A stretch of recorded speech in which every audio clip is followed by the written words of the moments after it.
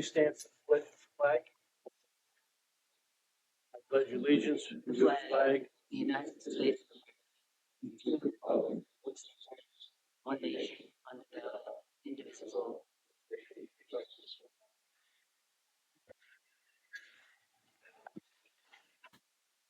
I'd like to thank everyone for coming. First thing up on the agenda is a presentation about affordable housing, LIHP and Mr. Hume. Um, We've had a few discussions before, ready to.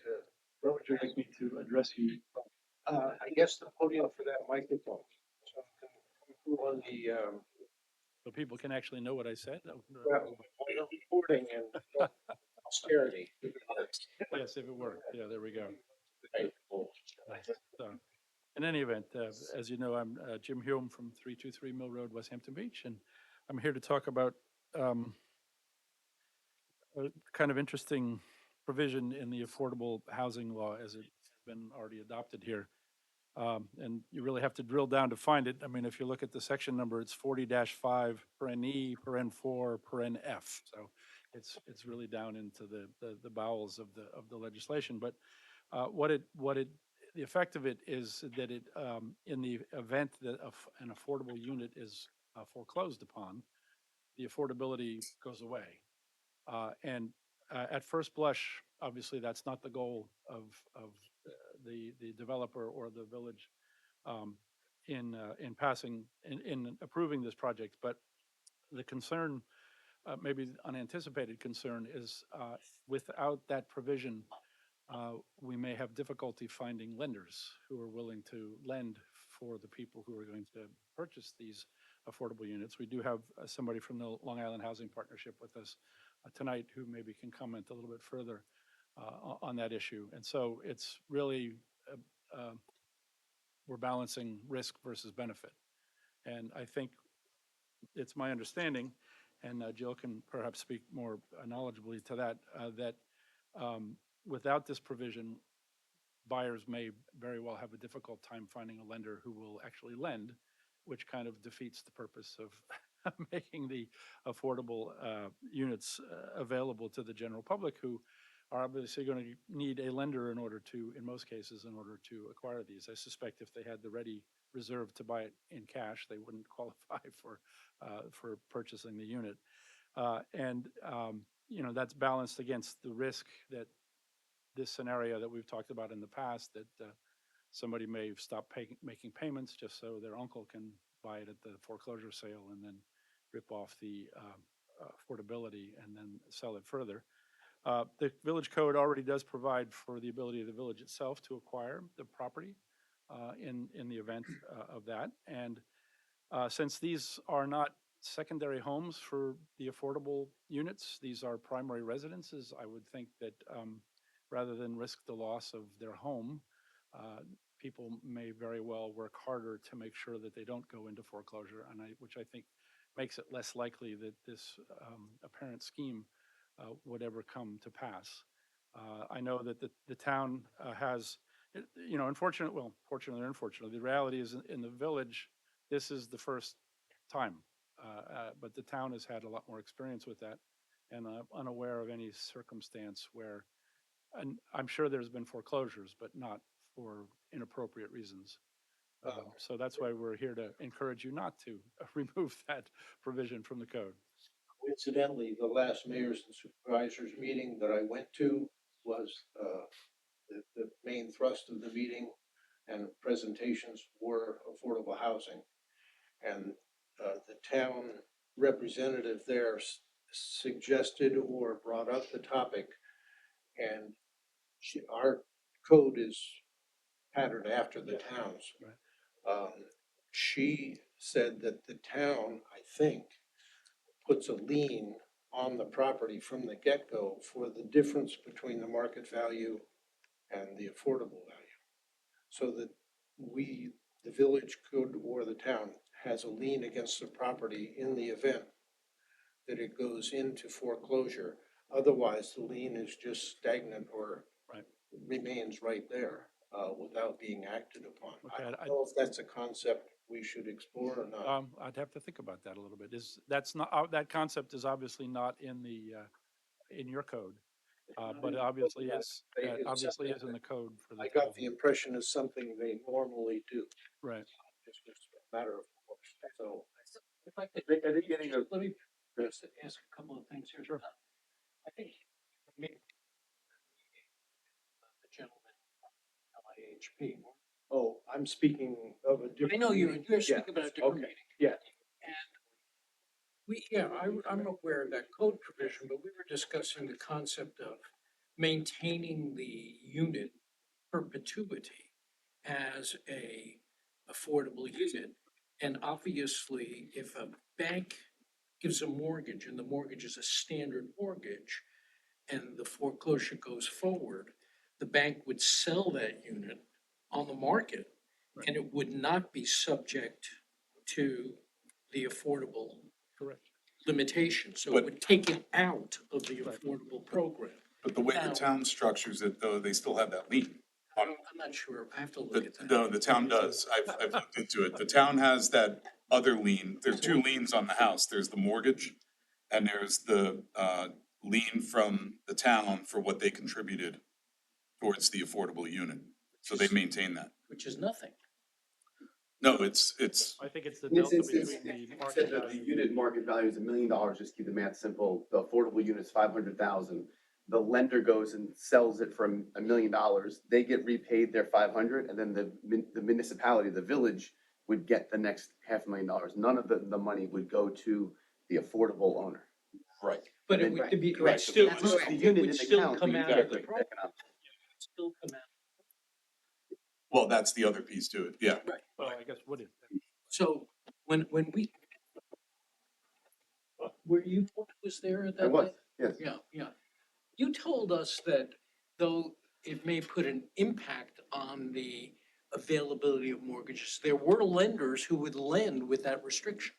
So what, in working with Jill, what we've discovered that does impact the liquidity of the financing market when you have the affordability concept run with the land, right? Because they want, if a lender takes back a property, they want the most liquidity as fast as possible. They don't want to be running through any, programs to make sure that they're keeping, the compliance of an affordability program.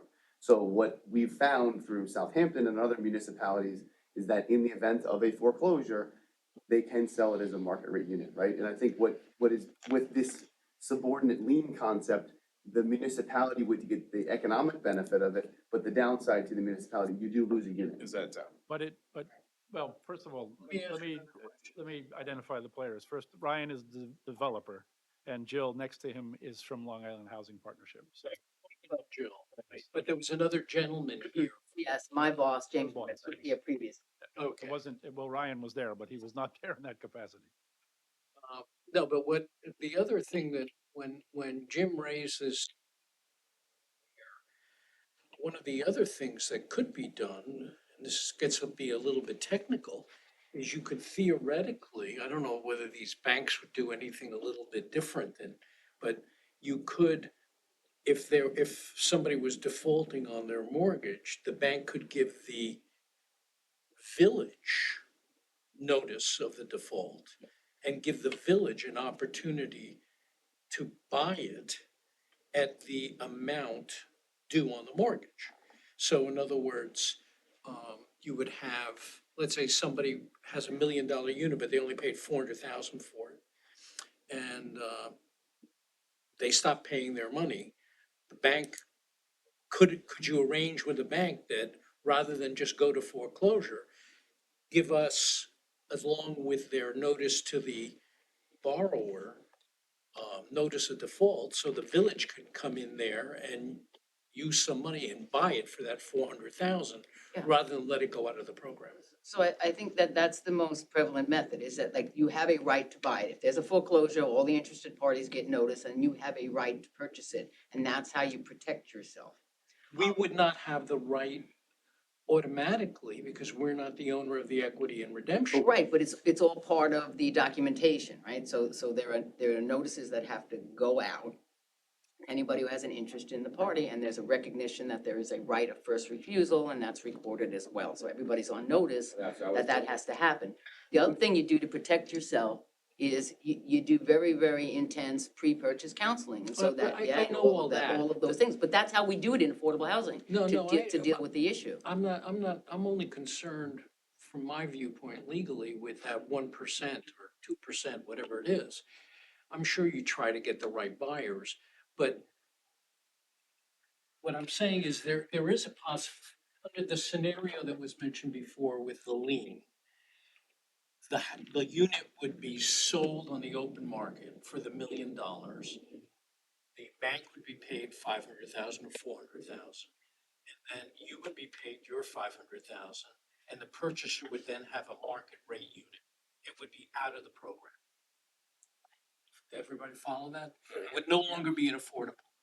What I'm saying is maybe to save the situation, which you could conceivably do, is if the bank gives us notice of a foreclosure, we can go in there and buy it for the amount of the loan, which is the low loan, and then put it back in the program and get repaid when it resell gets it into somebody else. So what I don't know, is what the that, mayor was referring to in a commercial application, it would be noticed like a recognition agreement, right? The first mortgage lender is gonna say, hey, there's someone else out there behind them. And before I do anything, I have to let them know what I'm doing. So I haven't read the document that you guys are referring to, but. oh, I most would of- really, the analogy that I thought of was like when Let you me just have. finish. So you, if the funds are not available, then the sale would go through, you guys would get the economic benefit. If you do have the funds, you're getting an acknowledgement because you are sitting as a subordinate lender, and then you make the decision, am I gonna cure this loan and take over the property? Yeah, we would have, I think that the compromise would be for the village to be able to come up with the reduced price and cure the default and acquire the unit. In effect, or acquire the mortgage. Or at least acquire them. I think that could probably be accomplished without a change in the statute, but in the covenant that gets recorded against. We'd probably have to change the statute too, because we anticipated that on getting rid of that language with the perpetuity amount. But it seemed to me, if you want to ensure that, if you want them to be able to have a little bit more flexibility and you want to ensure that the unit stays within its affordable housing program, we have to do a little bit more than that second lien. We have to, and we have to have the thought that when one goes and gets the foreclosure is threatened or started, the village may have to come up to protect its unit with the scratch, with the money to pay off. And still protect the eligibility of the people who are applying. Make it so It that would be the villages to sell. So Yeah, the village would acquire it and would sell it under the same. Go back to the LIHP people, it says, find us another purchaser. Excuse me, I just wanted to point out, because you're talking about the lien, but your code does already have that in there, Yeah, that I you're know, I gonna knew take a that. lien. We would, Yeah. that was just following there already. Southampton, but Yeah. you see, there's an inconsistency. There's also this concept of perpetual. Right. Which I don't think it's either in the code or in the zoning portion of it. The word is used somewhere, In here, yeah. so it's inconsistent. Yeah, The two yeah. things are inconsistent. that's, But that's another I have to issue. give some thought, to get the, so, And the how to work mortgage that would out. remove part of the incentive for the shenanigans anyway, because one of the, not only in the scheme, without any change, not only would somebody own a now non-affordable unit, but somebody would also get a windfall of $500,000. The current owner, for example, but with the lien that would be put in place, at least that economic motivation is gone. Yeah, but I don't think that the village is into this thing for economic gain. I mean, I think the village is more into it. No, my point is that the schemers get two things without any change in the law. One is the unit at its affordable price, and the other is the delta between what the bank sold it for and what is owed on it, which would go to the prior owner. So by putting this mortgage lien or some kind of a lien on the back end of it, that at least eliminates that economic motive for somebody to engage in what we're hoping to prevent. at an affordable level. Right, but you want people to buy them, You get- because if nobody can get a loan to buy them, then that's, Why bank buying it at this level, and there's still, the bank has no downside, but if we put a lien against it, that there's no downside for the bank, so for the gift financing, there should be no problem, as long as the people qualify for the loan. It's not a big deal, because they know they're gonna fall back to us anyway, and we're gonna take care of it, because we wanna maintain this, how many units. Yeah, it is. we're not adverse to an alternate solution to keeping it affordable. Have you done that? The thing that we're trying to avoid is changing the law in a manner that would prevent a lender from lending to begin with. Village notice and give the village a right. Well, I think she can comment on that further. I don't think I you don't are, think so, but we can different question. possibly probably speak to them about doing that. I mean, if you're gonna file a lien, you'll be subordinate to the primary lender. Yeah, I'm not, But excuse me, but all I'm saying is, because of that, you're gonna get notice of any action. So there's almost no way you won't get notice of that.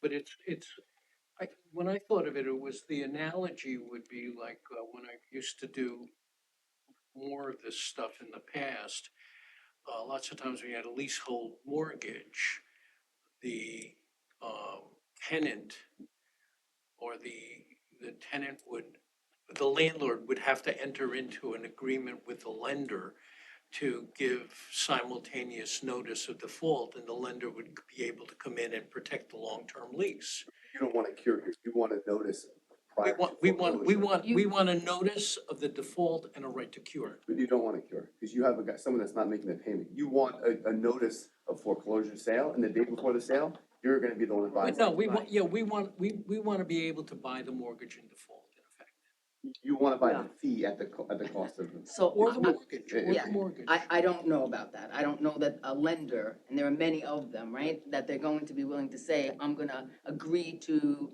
the amount of the outstanding mortgage as opposed to the value of the house now without the restriction, right? I don't know the answer to. I mean, they, from our experience, they like to be unfettered, right? If they'll lend after Everybody their, likes to be risk unfettered. analysis and underwriting analysis, given all the affordability restrictions and things like that. They'll lend to low to moderate income buyers, often with less down payment, a riskier loan for them. So, you can get them comfortable with all that, but they, for the most part, like to see those restrictions go away. So if it ever goes south, they can then do whatever they want with it. Keep it in their inventory, not keep it in their inventory, sell it for the full price. So that conversation, we've never had. That's probably a step beyond Well, what they'd be willing to do. Well, I gotta get my clients sitting around here and it's a group. Yeah. But, you guys have to tell me, do you wanna try to figure out something like I'm proposing so that it doesn't get taken out of the program? I think that's. And what I can do is that I'll sit down next week with, one or two of my partners and come up with like a memo of what we would propose, and then you could look at it. Yeah, sure. Well, I'm very, very happy to take a look at it. But just from our experience, like, so LIHP, we've been around a long time. We build housing ourselves. We have a community land trust. We own properties that we sell to affordable buyers. And even when we sell, we have had to agree that if the buyer goes into default, we have a right of first refusal to buy it, so it can stay affordable. If we don't buy it, How the does that- restrictions come off, Yeah, because that's what, and we're talking about Sony Mae backed mortgages.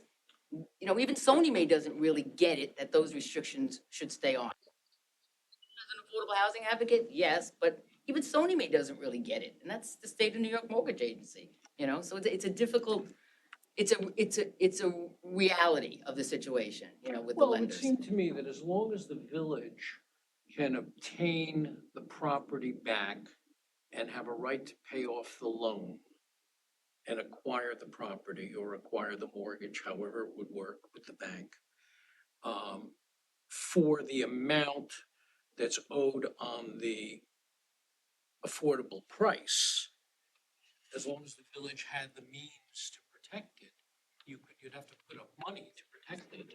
And then at some point, when it goes goes back into the system, you should be able to find another purchase for it at the same circumstances. Yeah, we'll have That's to- my idea, to try to figure out something like that. And then There's something, that, what? the sale, after it's sold, you're getting your money back from purchasing it. But you might not get all the money back. Not at all the money. The new affordable price may be less than, You'd be stuck with whatever the regulatory price is at the time, but you're not gonna pay $1 million for a $400,000 loan, $350,000 loan. Take a deed. Yeah. I think we'd have to fund, but then also That's what I'm saying, right? that could be where the 0.5% transfer tax could be the same fund, right? Yeah. CPF. CPF. Right, so that's, we're piggybacking onto that when the town does it. Right. So that would, we would put that money in that fund, and then if someone did default, we'd theoretically use that money to save that property. Right. And put it back in the inventory. Exceptions to the rule. Not talking about gonna be on the hook for $3,000. So may I just ask a question, Mr. Angel?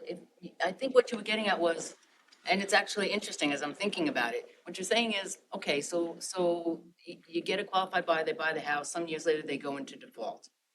Instead of buying it, you want to be able to sort of step into the shoes of the of the owner and cure the default and take Well- title, sort of like a deed in lieu of foreclosure. So you would take title simply by curing the default, whatever is outstanding, Yeah, I don't know if I could do that. because you don't have the money? No, I have the money, but I don't know whether the foreclosure act would allow that.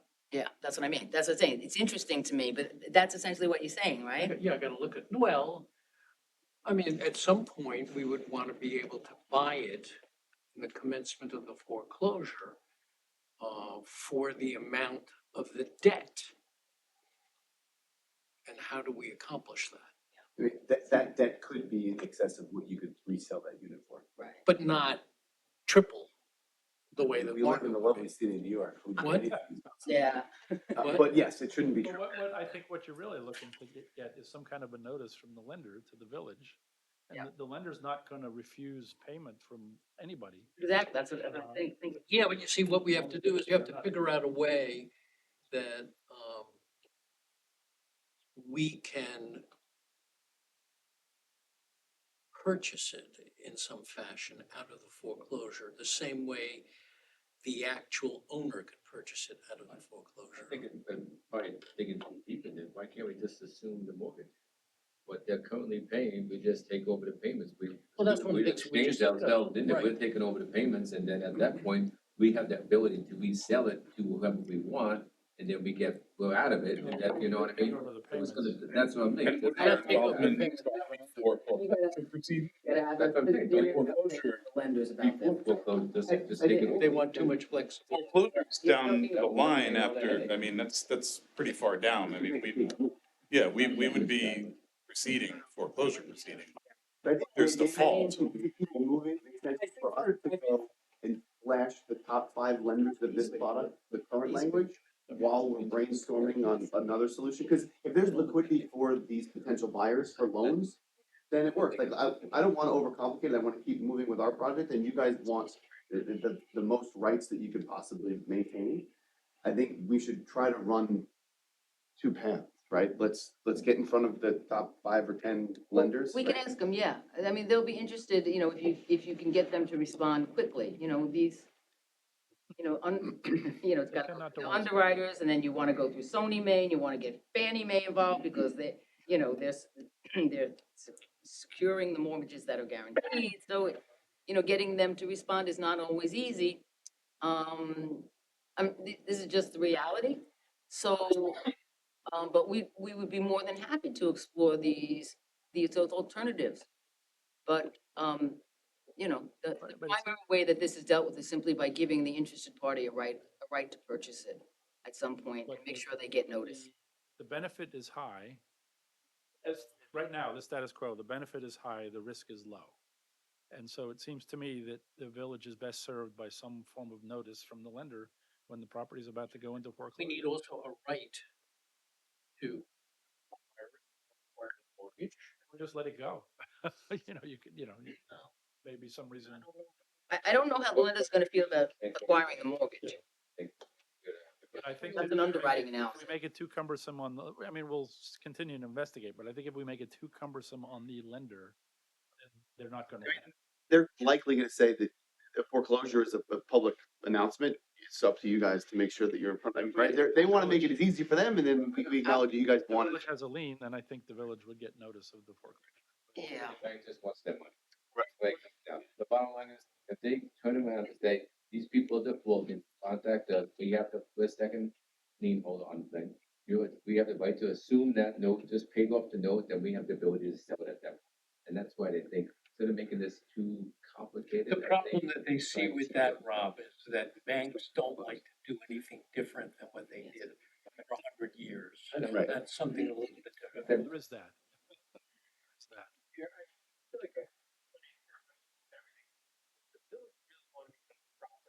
You know, I know we have an issue and we're trying to correct it, but at a certain point, does the village really want to become a property broker or property owner? You know, that really the intent of the policy, because at some point it could very well end.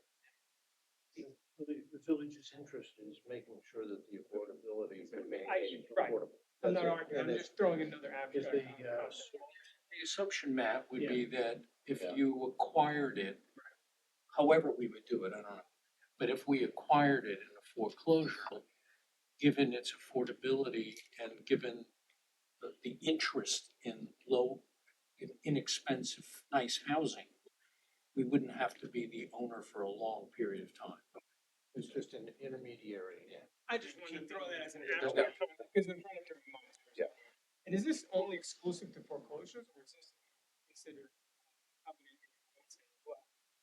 No, so you just have a regular foreclosure. You bought it on the market and they sell it on the market. On the private sales, there's price increases that are set. This will, these units will always be subject to a CPI increase, so they'll always be quote unquote affordable. So why don't we, rather than discuss all the technicalities, why don't I sit down next week, and come up with a list, and I'll send it to Jill. We've been speaking a couple of times. And, Send it to me as well. I'll talk to Carmella and I'll talk to Tony and we'll see if we can come up with something that would solve the problem. Good.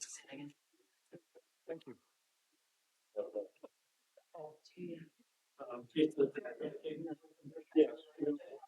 We'll keep working on it. I want to just clarify, so we have our marching orders, so we can get back to you guys. So this is obviously important to us for the market rate units as well, because there's some, lockstep, filing of lotteries and getting for CLOs for market rate units. So we want to make sure that we're going to come back to you guys with something in the next work session that we can keep moving. So I guess the marching orders for us, Jill, are to chase down, see how, if to the best of our ability, how the current code is perceived from the major lenders, right? To see if it would work. What the mechanisms within the subordinate debt, acknowledgement or lien, however we want to rephrase it, would work and what rights that gives them. And I guess we'll come back with that homework. And is there anything else that you'd like us to chase down to see how this would work?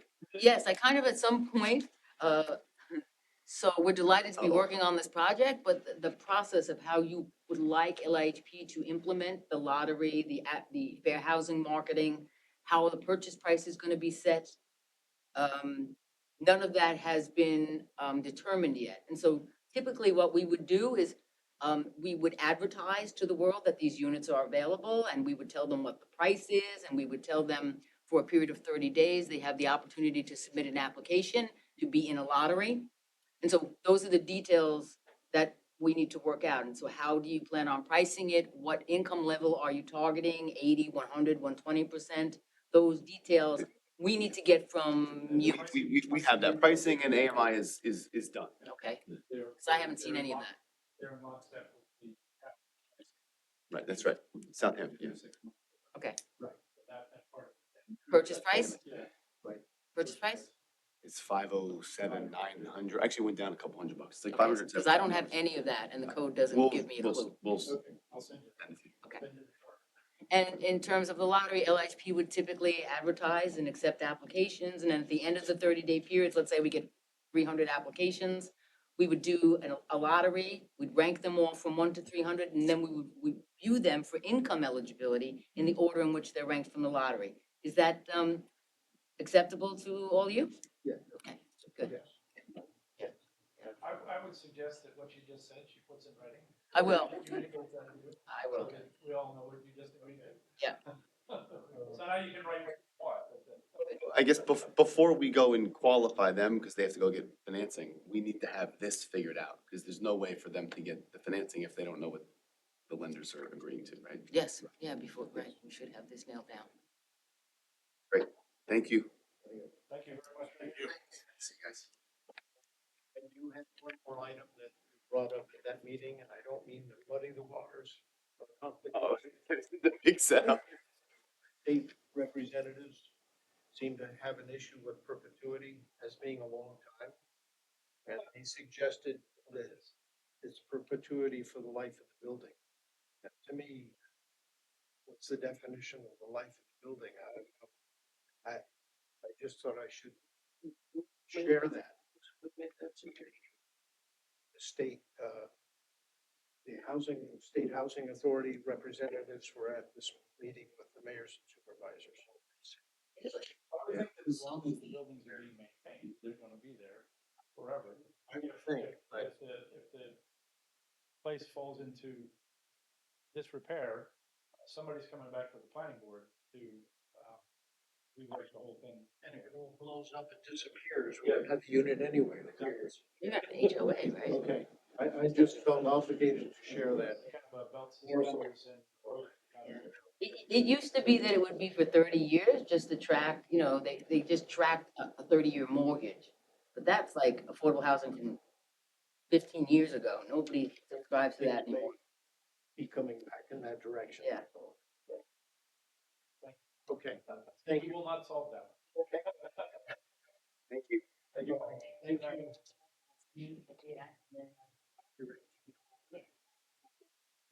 I wanna give them out. I got you. Listen, when I first started this job, they bought me all these cards. Bought me food. So here. Thank you. All right, thank you. Thank you. Well, the next thing goes faster. And there was one. So, so the usability application from the chamber, I think everything seems to be in order. Same thing, event that we had last year. Please, if you have any issues, chief. We got the request for the SLA waiver as well. I don't have any issues with that. Any board member, any problems? So, anyone have questions? All good for me. See? All right. Right. Got the formula down, that's what it works. Nice. You have a great night, everybody. Thank you. Look forward to the event. Yeah. Outdoor dining, additional tables and chairs, they put in an after. Brad has more of a handle on this. I do. The back patio is not available for their. Yeah, I would have expected some, I thought they were gonna come and speak. You wanna hold off? Yeah, I think they should come and speak. Okay, since we have an ongoing issue, back needs to be discussed in the open. Okay, so we'll hold it over for next, work session, September 18th, I think it is, something like that. I think that's it. Okay. The season's Season's winding running down. anyway. Yeah. Right. Okay. Next item, EBI payroll software. Our esteemed village clerk is doing wonderful things and proposing that we change our payroll system, and I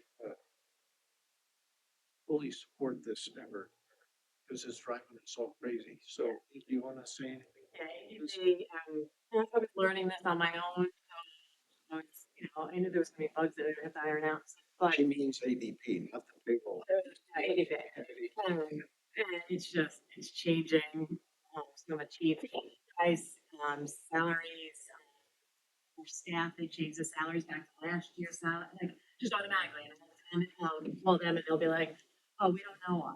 So it's just not, it's a big company, it's overseas, so all the help that you're trying to get is not there. And we're paying crazy money for it.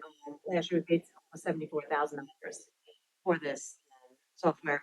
I called PBI, Miriam came in, and their cost was 34,000 for the year. So that's number one big saving.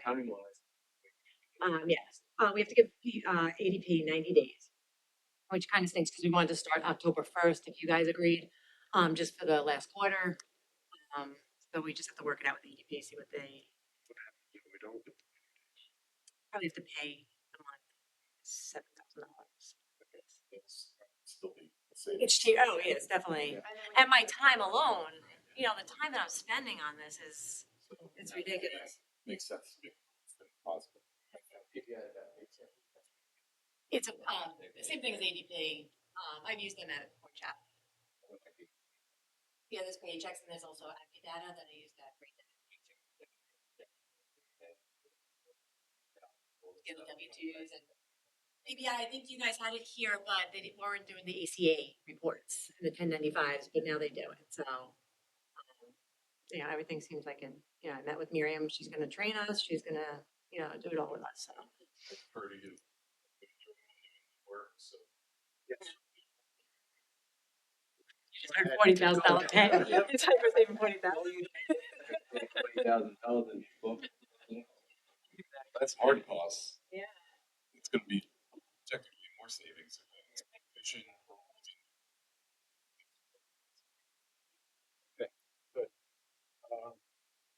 Electric charging station discussion, kind of goes in with Parks and Parking Lot signage discussion, because Mr. Wood sent us the letter, he's gonna come at our next work session.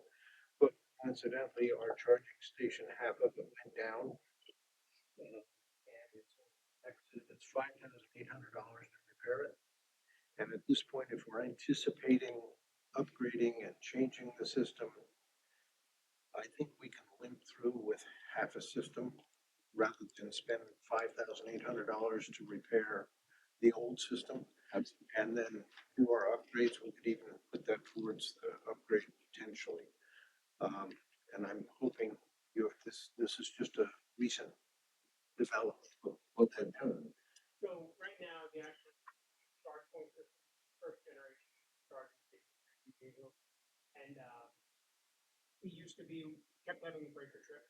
We couldn't figure it out and call when the technicians come in, they realized it's the head of it. So I asked how much would be get replacements.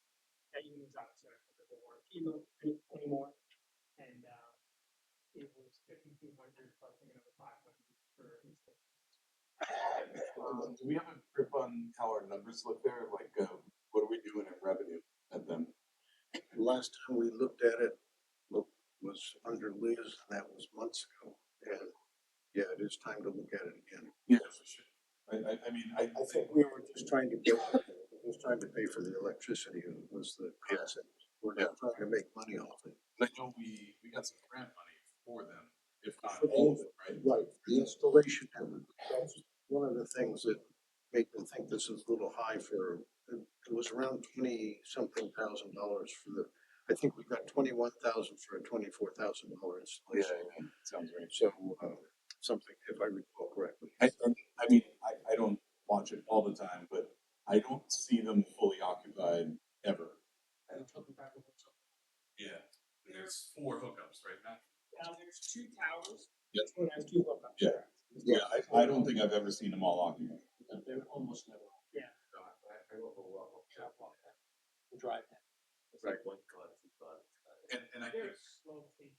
taking a bigger look at the charging stuff is in order also in terms of what our revenue is, how we replace that if we do it all.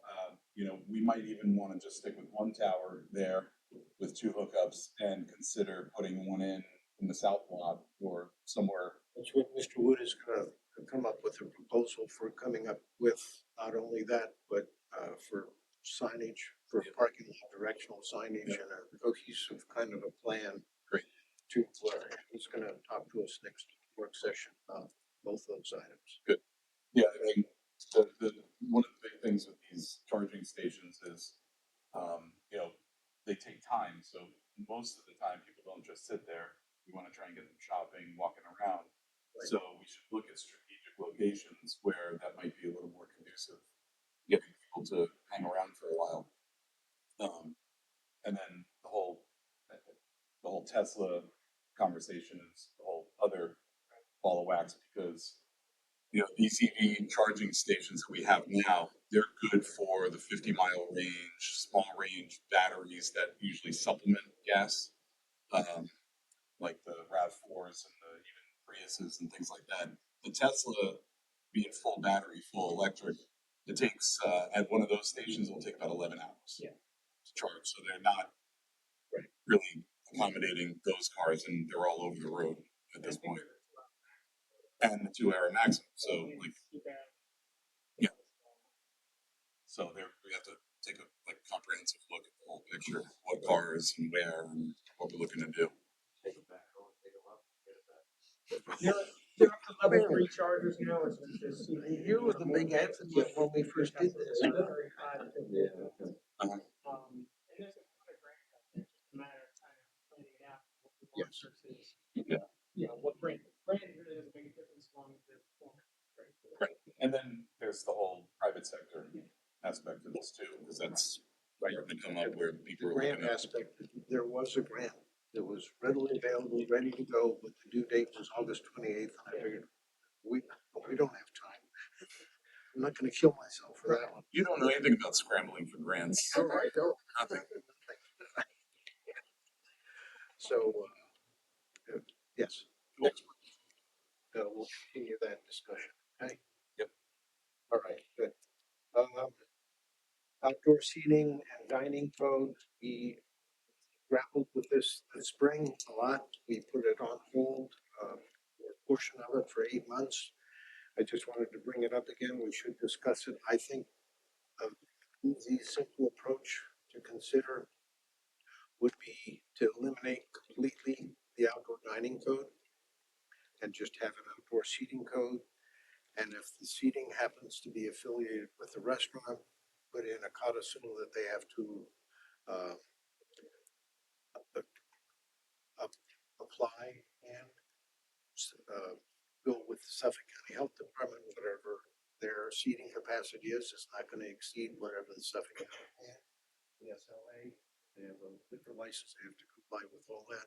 Just lump it all into one code, keep it simple, and they have to comply with Suffolk County Health and SLA. Makes sense. Requirements for their establishment, that's it. Let's put the voting on that. Basically keeping everything, just taking the word dining out, so Yeah. it doesn't look like we're giving something above and beyond. Right now, we have two sections that are almost identical. One's labeled dining, the other's seating. So if we eliminate the dining and make the seating apply to restaurants, That's perfect. And then leave it on them. They have to, other authorities having jurisdiction, that's on them. If a restaurant wants to go to the planning board to make an outdoor dining area permanent, it's year round, it doesn't have to come to you all. It gets on their site They can plan. use it in the winter or. It's like Baby Moon, Margarita Grill. Or, just to do something more permanent, just, Or- I wanna do those, big things. Right. Great. okay, Great idea. So I'll work, all good? No, well, I'm, Let's see what it looks like. I think that we discussed that. We went, when we went to that concept. Yeah. On a temporary basis where we have seating versus dining. Right. Okay. So the concept's over there. I'll do a draft. thank you. Okay.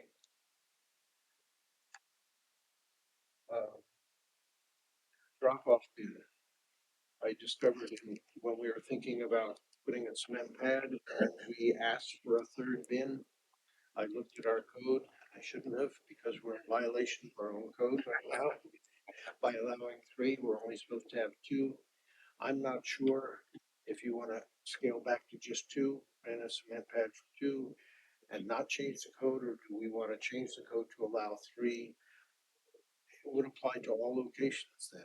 So I'm not sure, I mean, I just, We have that one Two. behind on it. yeah, that's it. There's one, but that doesn't mean that sometime in the future, there is gonna be someone that wants an additional location.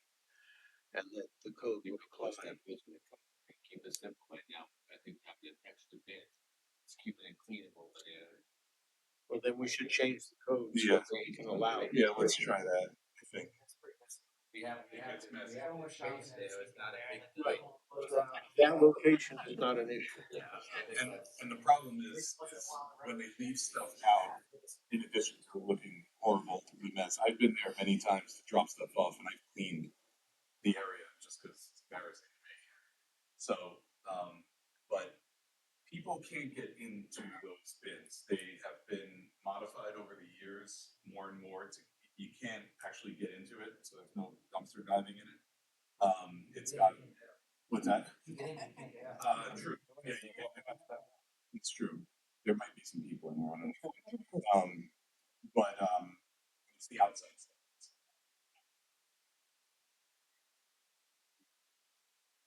We had them drop a third one off because I contacted them and I said, you're gonna need to come twice a week, and I didn't know this, we do come twice a week at this point.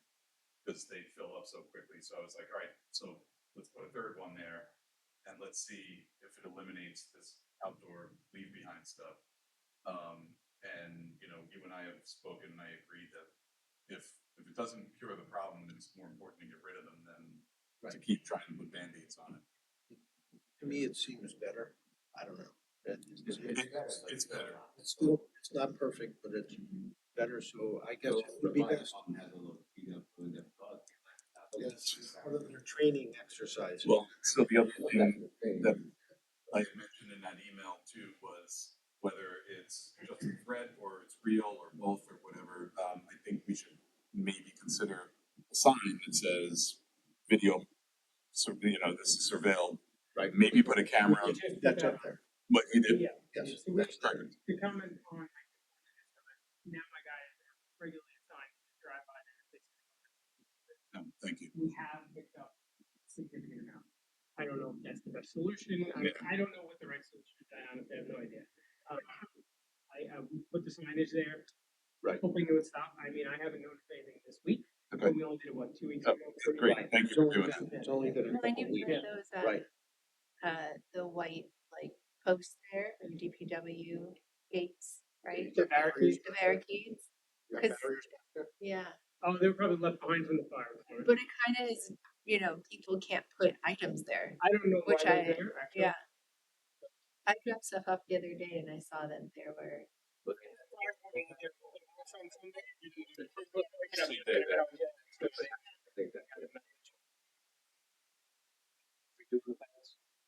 Yeah, I think we'll do the pads, we'll change the code to three, see how it goes. You could just make Yes. it three. We'll make it flyer big.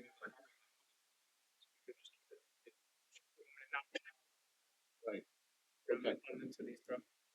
But the code also says it's supposed to be 30 inches away from any walkways. Right. We do the pad, that, there's a walkway that takes you to the legal.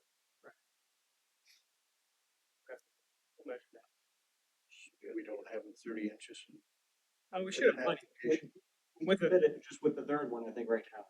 right, we'd have to shift them down a little bit further. Yeah, Okay. But there's also a hydrant over there. We have to figure it out. I'm thinking about it, you know, just thinking too, if they were right up at the curb, there's no space in front of it to leave junk. They'll put it behind it. Yeah, They could, yeah, I'm Yeah. not saying, I don't know if this is This week. intentional or just accidental. plant but we'll- bushes around the entire thing with no space for them to leave any. ostensibly. Yeah, yeah. Or And- just, No, sorry. we can leave it at 2 because they could do 3 by special exception trustees or something. Whatever you want. Right now it's site plan approval. No one's beating down the door because I don't wanna. People, parking's a premium, they really, they're not super attractive, that's why we hide them typically. So I don't, no one, since we put this in, effect, why? We're the only ones. I agree, we should conform to the code where we can. Well, the way we structured it too, if I remember correctly, but I know that I was part of this, was making sure that it was owned and operated by a not-for-profit. Right. Because most of the ones you see out there are for-profit businesses that team up with a not-for-profit, promise them 20% of the take, just to put their not-for-profit name on it. So they fool the public into thinking that you're donating to this organization. You're not. You're giving this stuff to a for-profit organization who cuts a small check to the not-for-profit. Part of structuring that with my dad, with Big Brothers Big Sisters, which I thought was great legislation that they started bringing to municipalities, saying if there's going to be a not-for-profit on there, they should be owned and operated by that organization. Right. So it's restricted. So that's why we don't get applications, because most not-for-profits don't own and operate their own collection. Yeah. Okay, I think the easiest way, maybe by resolution, special exception, have three. Okay, we'll go in that direction. And then we're down for our two resolutions. So first, I called the meeting to order, right? And this is a regular meeting, this was posted, so, okay. So we're good to go with the resolution, Mr. Teeman. Resolved, the Board of Trustees hereby authorizes the payment of fluid imagery in the amount of $7,560 for the Wi-Fi service upgrade for Marine Basin cameras and public access. Half of this expense, $3,780, to be taken from GL account A3120.402-1 camera repair, and the other half, $3,780, to be taken from GL account A7230.4 yacht basing expense. Second. Favor? Resolved that the village clerk treasurer is hereby authorized to publish and post a notice to bidders for the Village of West Hampton Beaches Pond Point Bulkhead Project. Second. All in favor? And I have two more small issues that I just want to bring before the board. One is with the World War II memorial at the rink.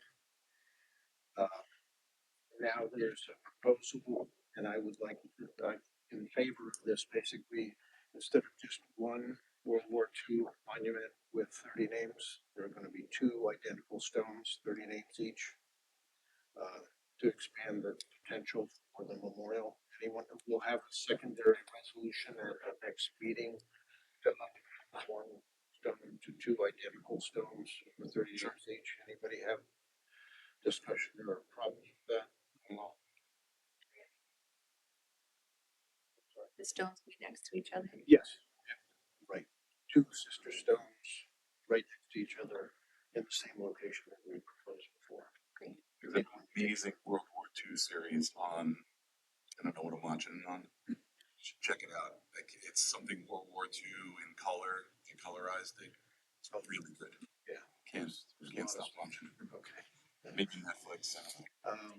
And I did receive a phone call from Bill Hughes of the VFW. His concern is that this is limited to a certain number of names, and people coming and approaching us later, how we might have names around their stones, that kind of a scenario.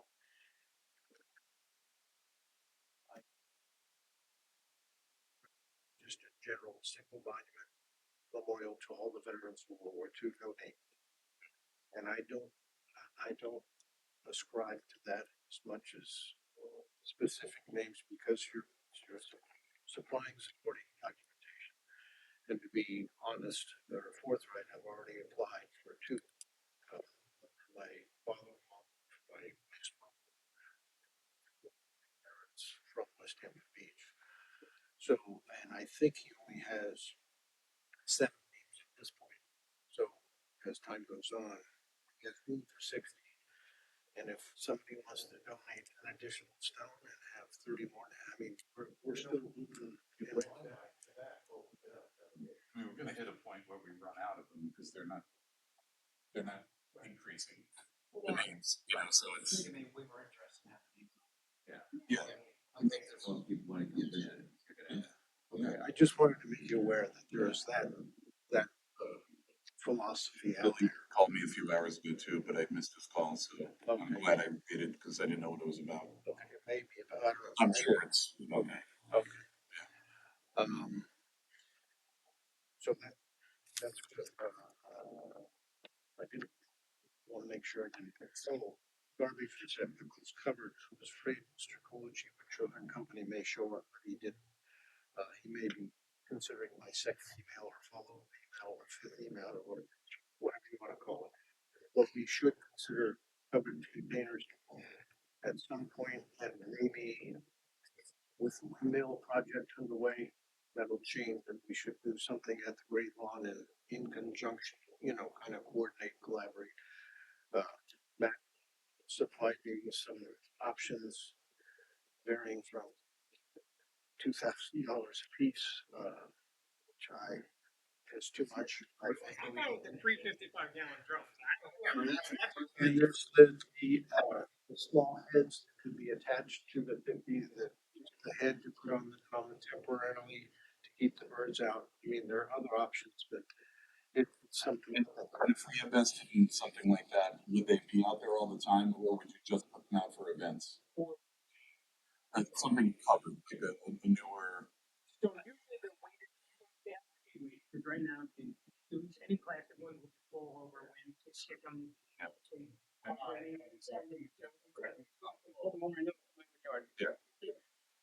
So the weighted ones would probably be more stationary, just because you want to damage them more easily. So it's, I would suggest a mix of like a couple decorative ones in set places throughout the park. And then as events needed, you drop off additional drums that could be with those additional covers. You put those covers on top of 55-gallon drums. what type of truck do you use to pick up? Like just a flatbed or a pickup? So this has always been a question of a refuse truck or something like Yeah, that. that's where I was going. We don't have a place to dump it. So like right now, any other municipality, they would have to drive to a dumpster East Hampton.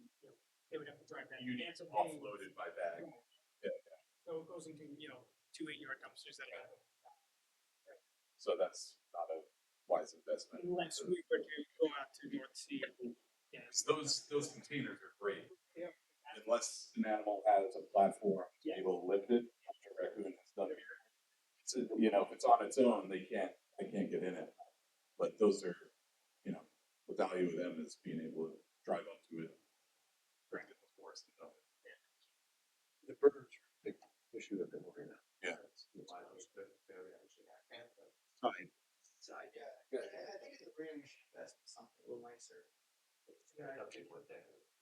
It's the same. Maybe that all time, right? The same as what we're looking at for the Great Lawn for events, like just decide on the design that works for all locations. That's Like forward. Events we've been required over the past couple of years to take care of their own. Right. They're very expensive endeavor for. Which the events, I've been involved in doing the events where I've gotten donations from Sunrise Sanitation, where they deliver all of those rolling ones, and then they just come and pick them up before. Yeah. Right. This just happened to be, I think, one-off incident where the car.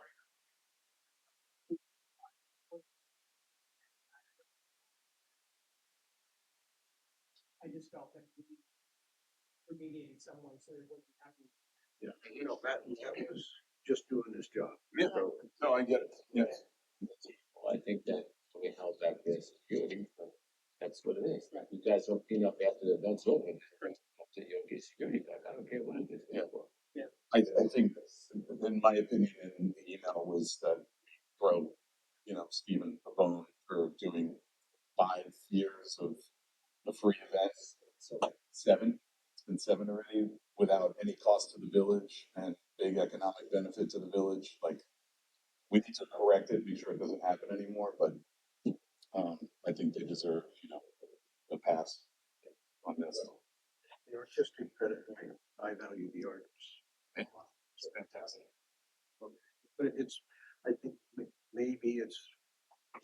email was put in the bid, I don't, we'll see if he responds again. I don't know. Anything else? Any board members, questions, anybody? Okay, meeting adjourned. Motion to close. Motion to close. Second. All in favor? No executive session, hoorah. Yes.